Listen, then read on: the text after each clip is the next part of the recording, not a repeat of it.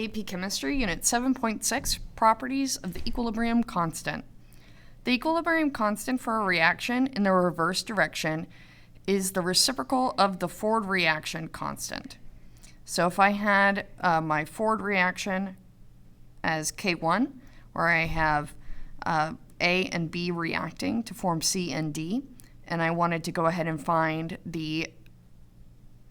equilibrium constant for the reverse reaction, where I have C and D reacting to form A and B, all I need to do is take my equilibrium constant from the forward reaction and go ahead and have 1 divided by that value. And that will give me the value of K2, the equilibrium constant for the reverse reaction. The equilibrium constant for a reaction that has been multiplied by a number is equal to the original constant raised to the power of that number. Okay, so if I have the same reaction there as above, where I have A plus B going to C and D,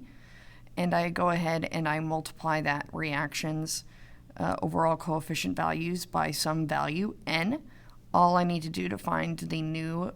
equilibrium constant is take my first equilibrium constant and raise it to the power of that multiplier. So if I went ahead and doubled all of my coefficients, or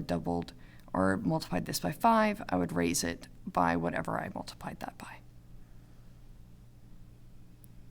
And then lastly, the equilibrium constant for a net reaction made up of 2 or more reactions is going to be the product of the constants for the individual reactions.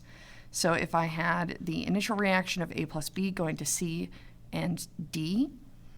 and I am also including the reaction C plus E going to A and F,